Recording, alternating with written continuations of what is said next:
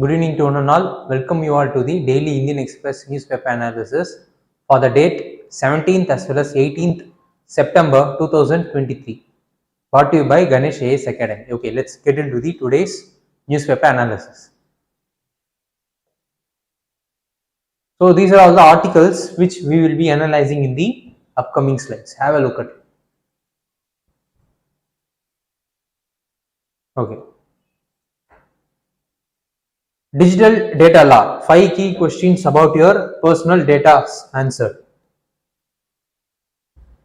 See, the news is related to the analysis of the recently passed the data protection law, where it will be notified in the near future and the private sectors will be given an ample amount of time to get their policy to get transisted into, so that it could be in tune with the data protection law. So, what is the details about the bill? We will look into it.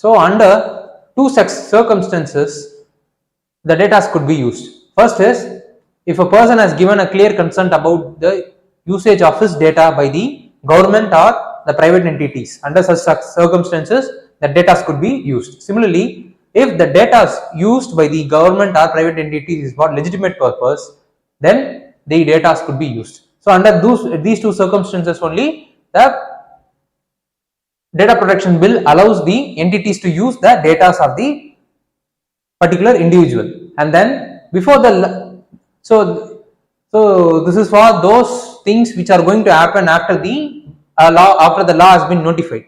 So what is the case if the data that has been collected before the enactment or the implementation of the law? So for this, the bill says that an entity should send a notice to the individuals regarding the data that has been processed by them, and the notice should contain details like the personal data which is being processed, similarly the purpose for the processing of such data, and then he should also give a consent about the processing of his own data, and then there should be a grievance mechanisms if the individual wanted to have an appeal for. So these kind of things needed to be included into the personal data protection law. And after notification, the apps needed to send a consent notice to the individual from whom the personal data has been derived or observed, and users have the right to access the personal infos. And so this is what the right to be forgotten principle is about, where a user could able to access their data which is present with the entity. It could be either government or private entity, and they could also request for the erasure of the data which the entity has, and then it could also request the correction of the data if the entities that is using a particular person's data is wrong or it contains any kind of factual or any kind of error means, then the person could able to request those entities to correct those data. And then it has 3 roadblocks. What is it is, the government could able to exempt itself as well as the any other government institutions in terms of internal security as well as friendly relationship with the other countries. And then it could also exempt the consent of the particular individuals for usage of his data for legitimate use, that is using both the public as well as private entities could process the data of the particular individual without obtaining his consent if the reason is for the legitimate. If the reason is legitimate. For example, in the case of government, if the data has been used to provide welfare to the particular individual means, then it is exempted from obtaining consent from the particular individual. And in the case of private entities, if the service given by those private entities is for legitimate purpose means, then they can consider themselves that the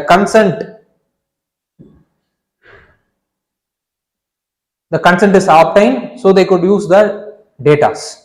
And then the act creates the data protection board, where the chairperson will be appointed by the central government, and in case of any breach that has been founded by the entities in terms of the usage of the personal data, they needed to report to the data protection board, where after the reporting of the breach by the entity to the data protection board, the data protection board will investigate the case. After, if they have found that the particular entity has used the person's data other than the purpose which was intended, other than the purpose which it should be used, then it could give a penalty up to 250 crore rupees. And then any entities or a person is not happy with the decision made by the board means, he could able to appeal to the telecom dispute settlement as well as appellate tribunal. So this is what the details in relation to the data protection law is about. Okay, how the news is being related to examination is, under prelims the news is related to Indian polity governance. Similarly, under mains it is related to GS paper 2, statutory, regulatory and various quasi-judicial bodies. Okay, we have seen the provisions of the law and what are the important components of the law. Let's have a look into what the challenges the law has. Since it has given power to the government to exempt any kind of situation in the name of internal securities, as well as if it considers that particular situation demands the exemption because of the involvement of security related aspect and the friendly relationship with other countries, it could lead to executive discretionary. It is increasing the discretionary of the executives, which in turn could possibly lead to the surveillance state. Similarly, the technology updation will be taking at a phase way ahead than the amendment of the changes that is happening in the policy. So this is what the challenge is about. And then the cost of compliance of the data protection law is very high. Similarly, we are all talking about the digital data protection law. The consent needed to be obtained by the entities from the individuals whose data is going to be used. And there are certain majority section of the people who are unaware about the law or the protection which is being enacted for them. And then another important thing is the independence of the board is jeopardized. Why? Because the chairperson himself will be appointed by central government, and if there is any case relating to the central government means, then there will be a possible conflict of interest could be happening. So these are all the challenges the law has. Similarly, what kind of significance the data protection bill holds is, it has increased the liberty of users to retract their data or correct their data being used by the entities, and then by making the consent of the particular individual compulsory, the accountability of the entities has been ensured. Similarly, an hefty fine nearly 250 crores will be imposed on an entity if they are breaching the law. Similarly, Article 21, the right to privacy, which is the fundamental right after the put off from a case, has been safeguarded through this law. So what need to be done to further overcome those challenges are, the law as well as the technology needed to be in tune in the future, and then the independence of the board needed to be secured, and then awareness needed to be created to the mass of the people in relation to the technology as well as the protection law which is being enacted as well as which is going to be implemented very soon. So what needed to be studied is, we should know about IT Act 2000. Similarly, we should also know about the objectives and important provisions of National Cyber Security Policy 2013. Similarly, we should also know about the Puttaswamy case, and then we should also know about what is US model, China model as well as GDPR, that is EU model in terms of regulating the datas.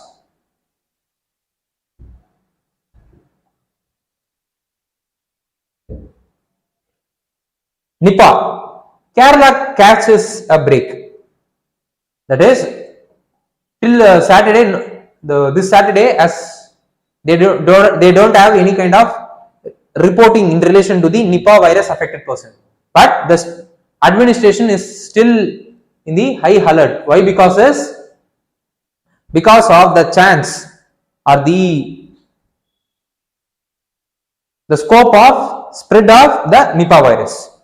So this is what the explanation of the news is about. Okay, let's look into how the news is related to exam. Under prelims, the news is related to general science. Similarly, under mains, it is related to awareness in the field of IT, space, computer robotics, nanotechnology, biotechnology and issues relating to IPR, which comes under general studies paper 3, science and technology.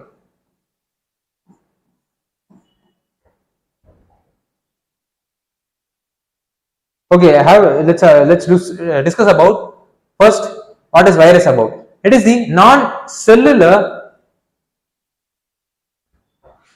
being, and it will be replicating only in the host cell. It could not able to thrive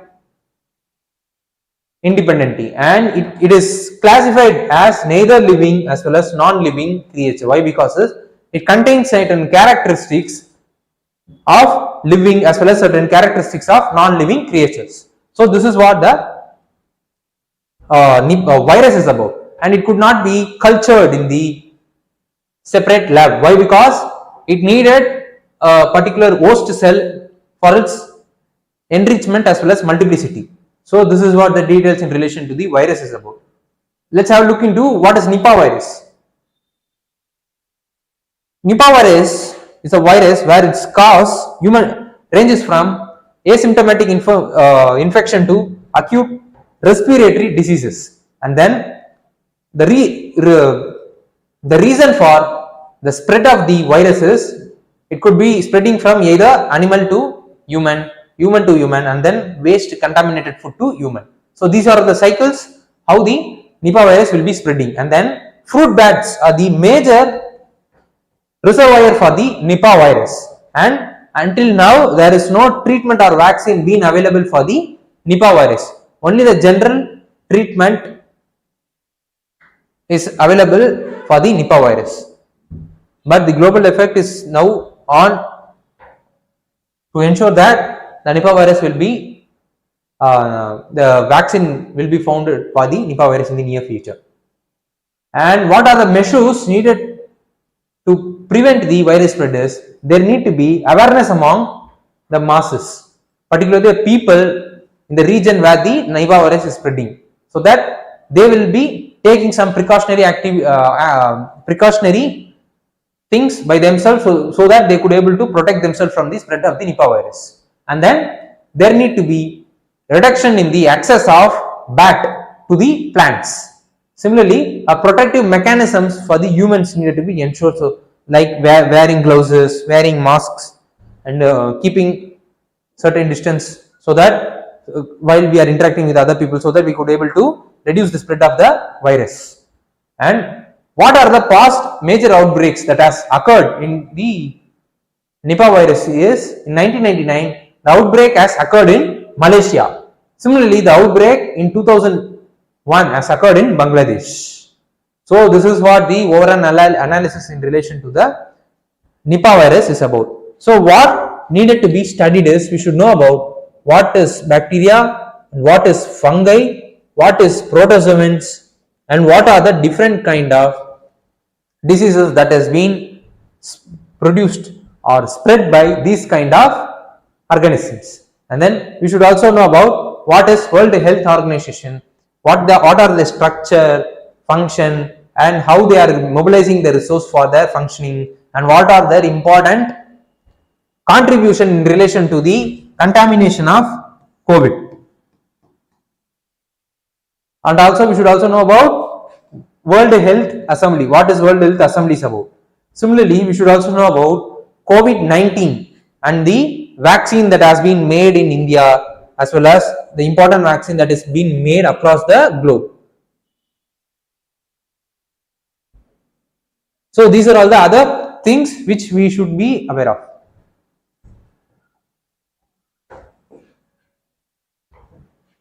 PM Vishwakarma scheme.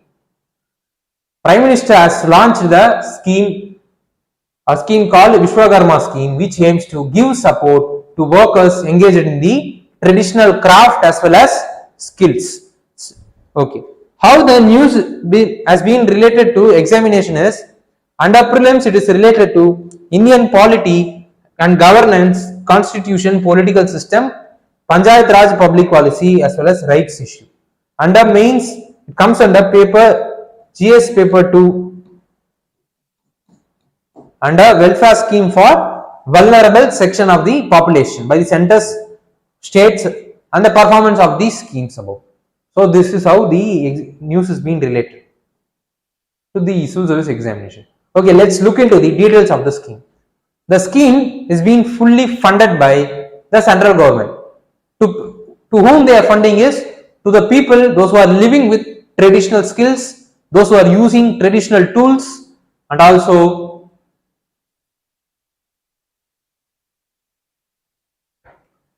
those who are working with their own hands. They are making the craft with the help of their own hands, and most importantly they should be belonging to OBC communities. So this is what the details of the scheme is about. Why the traditional skilled artisans are being promoted now is, there is demand for their products among the consumers. Even now the finished traditional handicraft is having enormous demand among the people. Similarly, it is not only having demand among the peoples, those who are present locally, it is also having demand across the global world. So there is a potential in there is the potential for earning revenue as well as increasing the livelihood of the person, those who are involved in the making of the traditional craft by tapping the global market, which is demanding for those kind of traditional crafts. Similarly, to preserve the rich tradition that has been passed on from generation to generation until now, and then to make the business of those artisans or the people, those who are involved in the making the craft as sustainable, and then to sustain the supply to MSME sectors. So this is what the reason why the traditional skilled artisans are being promoted through this scheme.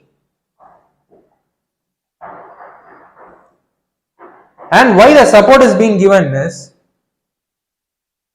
right now the person, those who are involved in making traditional crafts are lacking the professional training for their work. Similarly, that they are also lacking access to the modern tools which could enrich as well as which could enrich their working in terms of craft making. Similarly, there is an issue of distance of markets relevant to them, and then availability of little capitals among the artisans is also hindering them to go all out to capture the markets, which is demanding for the traditional products. So this is why the support is being given because of these lacunas. And what benefit the scheme will be providing to them is, so they will be registered under PM Vishwakarma portal, and after the registration they will be provided with ID card. So based on through this ID card they could able to access the skill upgradation program schemes which is going to be implemented under the program, and then a 15,000 collateral free credit will be given up to 1 lakh in the first tranche, first salary, and then 2 lakh in the second round at the concession rate of 5%, so that they could able to there will be increased availability of credit to them, which in turn will enable them to increase their efficiency as well as productivity in terms of their working. So what needed to be studied further is, we should know about what is self-help group is about, what is their structure and what is their objective, and then what are the functions they are performing. Secondly, we should also know about the constitution provisions in relation to safeguarding the livelihood of the artisans and other sections of the people. Similarly, we should also know about PM SAV Nidhi scheme, and then we should also know about the Mudra scheme. So these are all the other areas which we needed to be aware of. FPI take out nearly 4,800 crores from equities in first fortnight of September.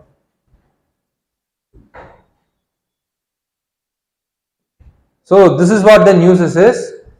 Foreign portfolio investors pulled out nearly 4,800 crores in the first fortnight of September. The reason is because of increased interest rate in the US as well as agitation in the global economy. So these are all the reasons which made the foreign portfolio investors to be cautious in terms of investment in India. So this is how the news is. This is what the explanation of the news. How the news has been related to examination is, under preliminary examination it is related to economics and social development. Similarly, under mains it is related to Indian economy and issues relating to planning, mobilization of resource, growth, development and employment, which comes under General Studies paper 3, economic and development.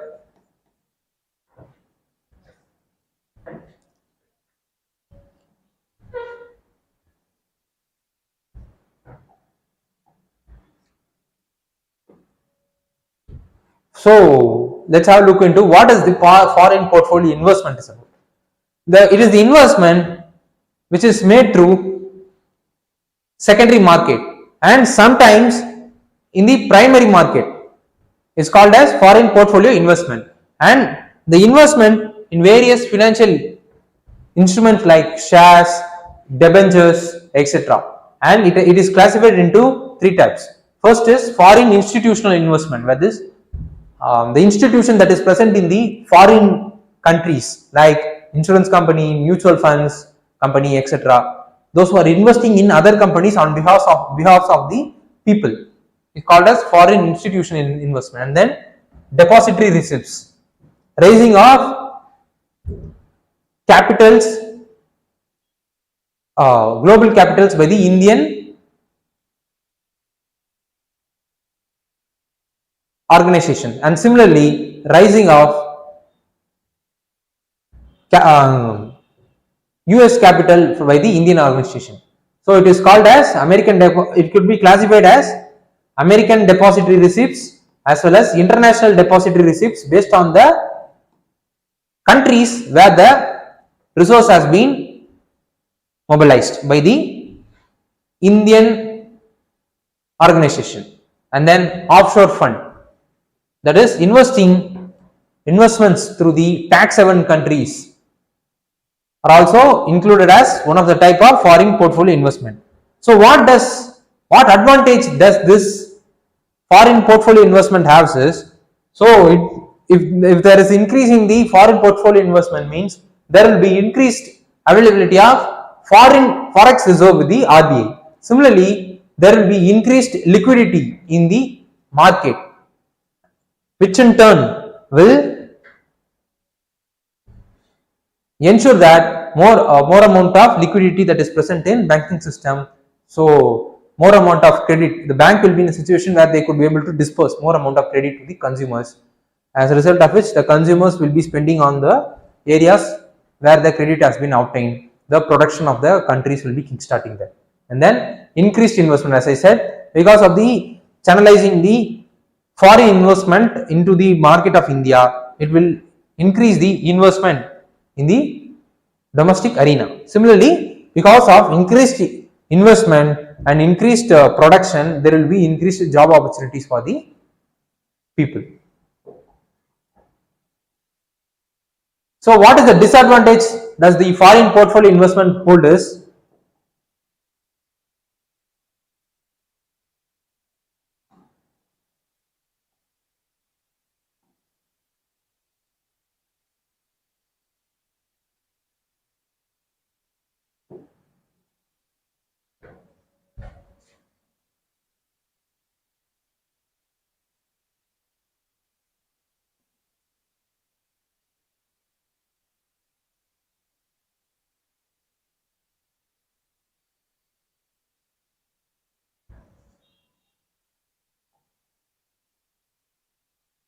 It has the potential to suddenly remove from the domestic liquidity system, because of if there is any kind of panic that is happening around the globe as well as domestically, means it has the ability to get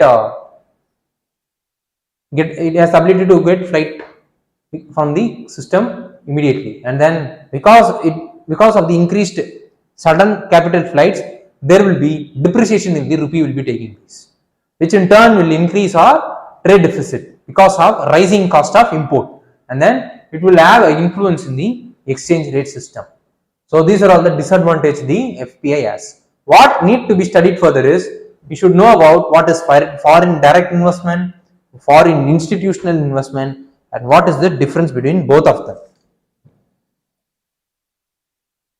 Similarly, we should also know about what is forex reserve, and then what are all the important components that is present in the foreign reserve of India, forex reserve of India, and what are all the proportion in which they are present. Similarly, we should also know about what is balance of payment, what is current account, what is capital account, what are all the important components that is present under the current as well as capital account.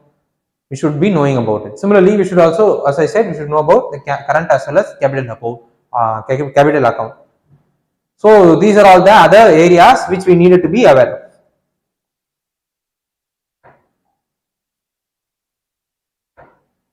Okay, let's have a look into today's practice prelims question.